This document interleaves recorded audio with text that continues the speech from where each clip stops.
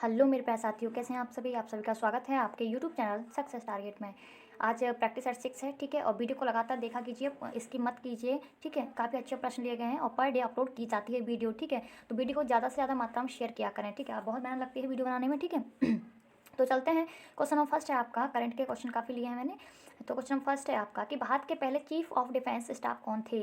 तो भारत के पहले चीफ ऑफ डिफेंस स्टाफ कौन थे आपके? जनरल बिपिन रावत। कौन थे? जनरल बिपिन रावत थे आपके भारत के पहले चीफ ऑफ डिफेंस स्टाफ, ठीक है। लेकिन अब वो नहीं रहे हैं क्योंकि 8 दिसंबर को हेलीकॉप्टर से उनका निधन हो गया, ठीक है। तो उनकी जगह पे कौन चुने गए हैं? मनोज मुकुंद नरवाने चुने गए हैं, ठीक है। क्योंकि इनका 2022 अप्रैल में इनका समय काल हो जाएगा, क्योंकि वरिष्ठ अधिकारी के रूप में चुने जाते हैं, यानी आयु के अकॉर्डिंग चुने जाते हैं, ठीक है।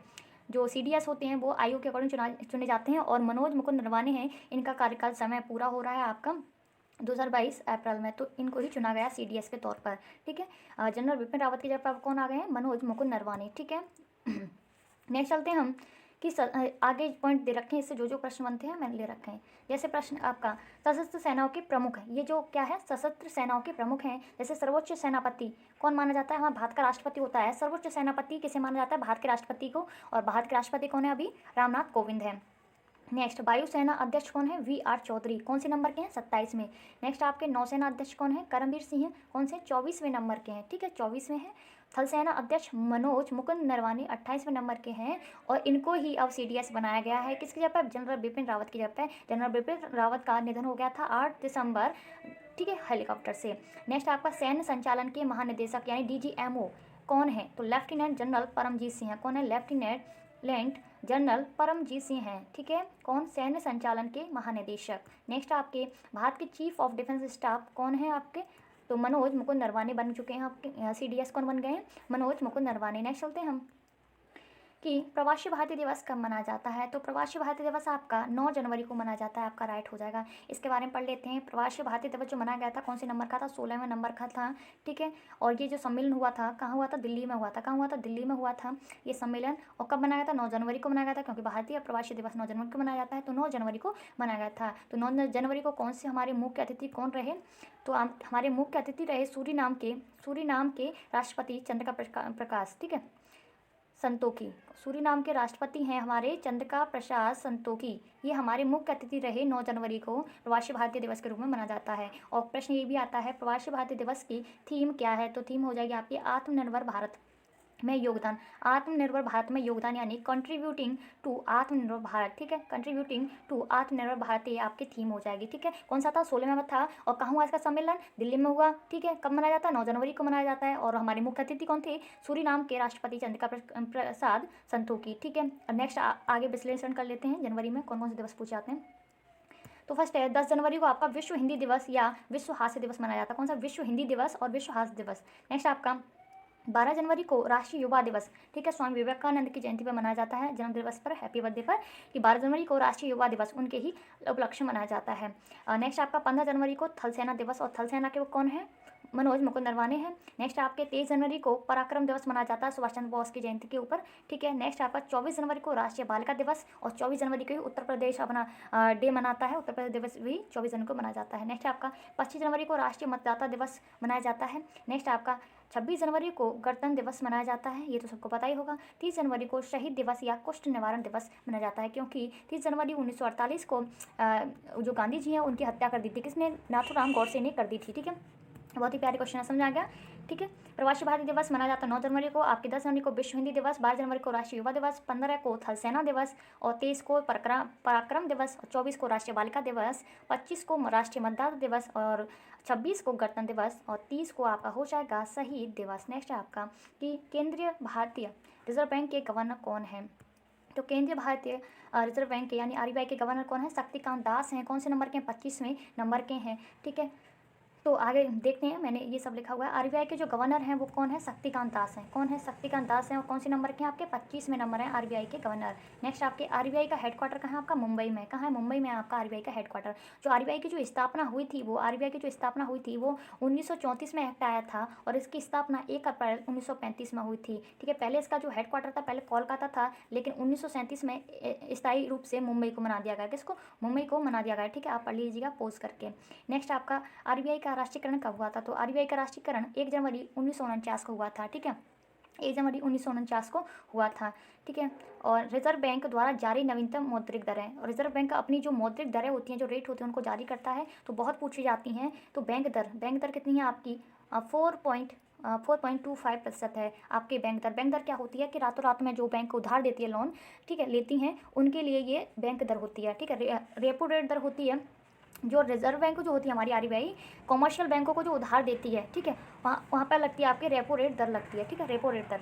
लेकिन वहीं पर क्वेश्चन हो जाएगा आपका कि रिवर्स रेपो दर क्या होती है? रिवर्स रेपो रेट दर क्या होती है? तो रिवर्स होती है जहाँ आरबीआई कॉमर्शियल बैंकों को उधार देती है, वहाँ तो हो जाएगी रेपो रेट दर, लेकिन वहीं कॉमर्शियल बैंकों से उधार लेती है तो वहीं हो जाएगी रिवर्स रेपो रेट दर। हमेशा रेपो रेट जो दर होती है, रेट जो दर होती है वो रिवर्स रेपो रेट दर से अधिक होती है। जैसे कि यहाँ पर 3.35 है, यहाँ पर कितनी 4, तो ज़्यादा है कि नहीं, यानी रेपो रेट जो दर होती है रिवर्स रेपो रेट दर से अधिक होती है। या CRR कितना है आपका? 4% है, ठीक है, और SLR 18% है। MSF कितना है? 4.25, ठीक है। आपको याद नहीं होगा, लेकिन आप कब तक देखोगे, मतलब पर डे देखोगे तो कब तक याद नहीं होगा? याद हो जाएगा, आपको रटने की कोई आवश्यकता नहीं है, बस आप ऐसे ही देखते रहिए। मैं आपको पर डे जब याद कराऊंगी तो पक्का ही आपको याद होगा, ठीक है।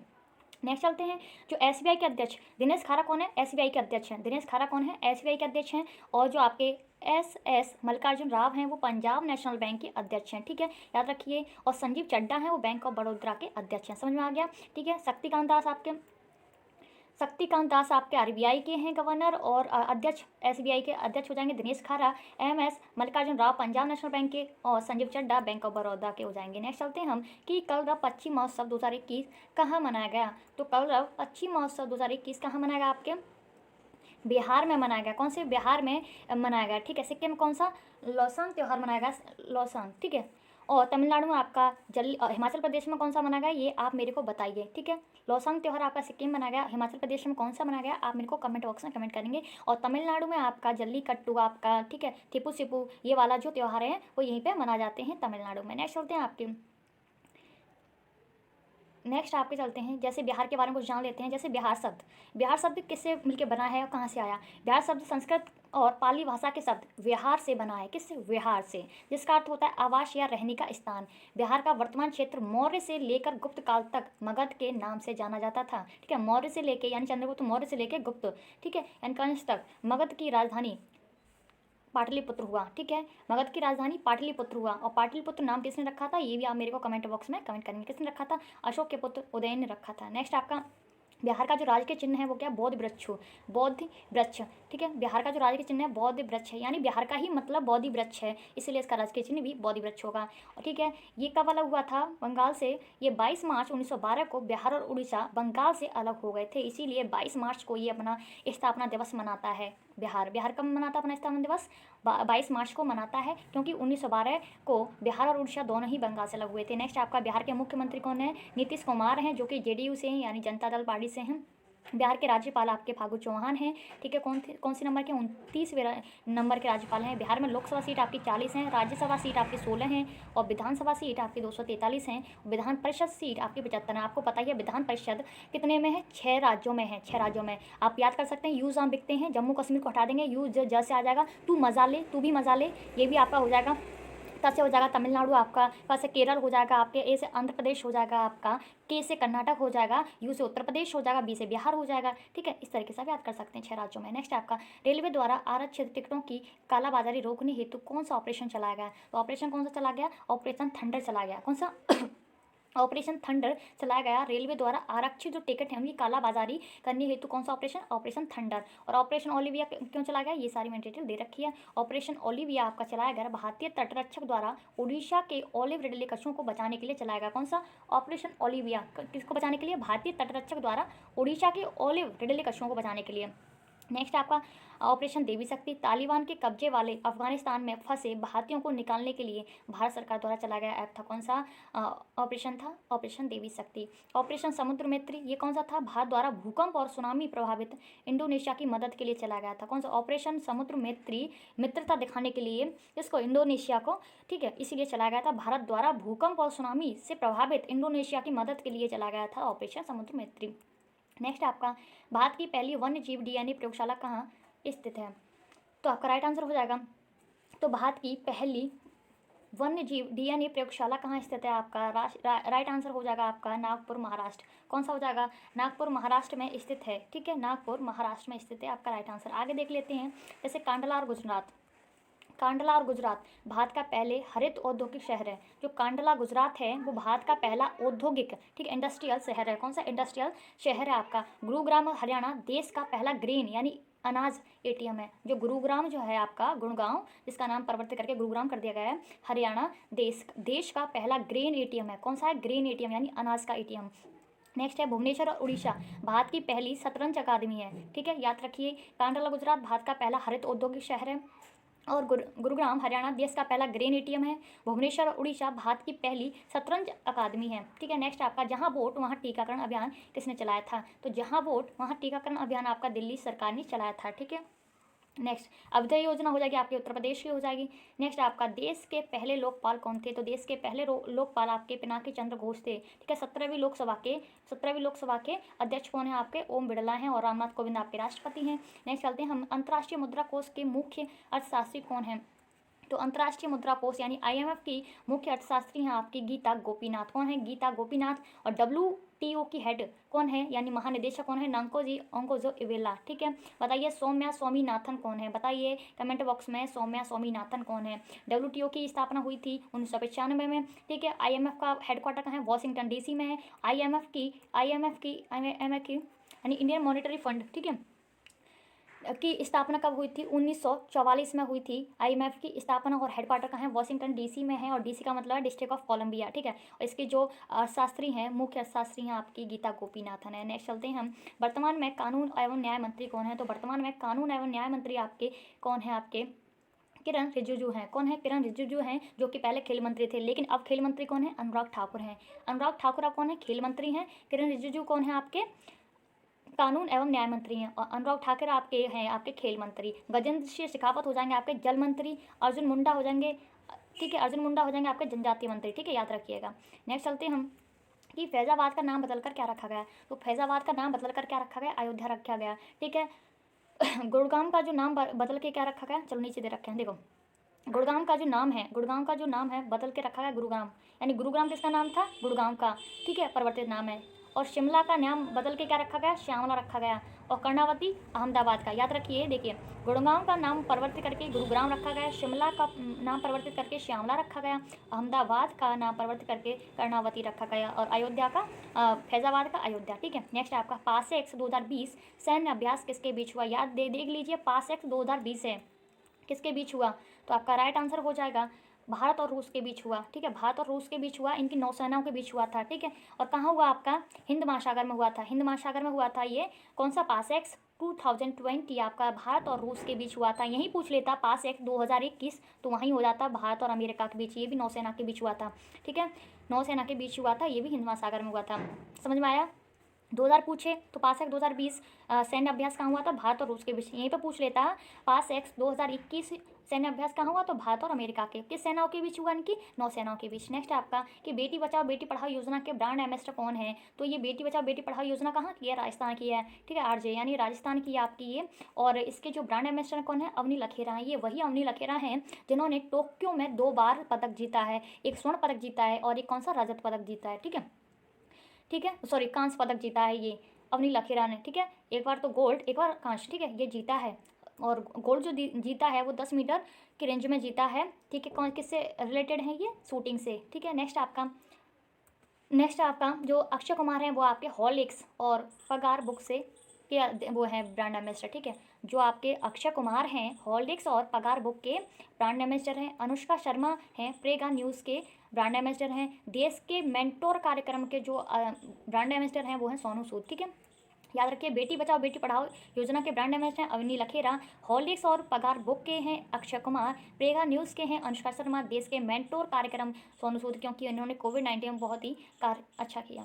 नेक्स्ट आपका विश्व बैंक की स्थापना कब हुई थी? तो विश्व बैंक की, वर्ल्ड बैंक की स्थापना कब हुई थी? तो 1966 में हुई थी। कब? 1966 में हुई थी विश्व बैंक, ठीक है, ADB एशियन डेवलपमेंट बैंक होगा, ठीक है।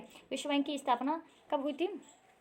ADB की स्थापना हुई थी 1966 में, ठीक है। और ILO यानी आगे दे रखा है ये सब कुछ मैंने लिख रखा है, कि एडीबी बैंक की स्थापना 1966 में हुई थी, ठीक है, और उसका हेडक्वार्टर कहाँ है, मनीला फिलीपींस, ठीक है, मनीला फिलीपींस में है, याद रखिए। एशियन डेवलपमेंट बैंक है ये, की स्थापना विश्व बैंक गलत रख गया, वो उसकी 1944 हो जाएगी, विश्व बैंक की हो जाएगी आपकी 1944 में स्थापना, ठीक है, कब हो जाएगी 1944 में स्थापना हो जाएगी, लेकिन एशियन डेवलपमेंट आ जाए तो वहीं 1966 हो जाएगी, ठीक है, या IMF आ जाए तो आपकी 1966 हो जाएगी, ठीक है। और इसका हेडक्वार्टर कहाँ है आपका, फिलीपींस मनीला में है, कहाँ है, फिलीपींस मनीला में है, मनीला में है।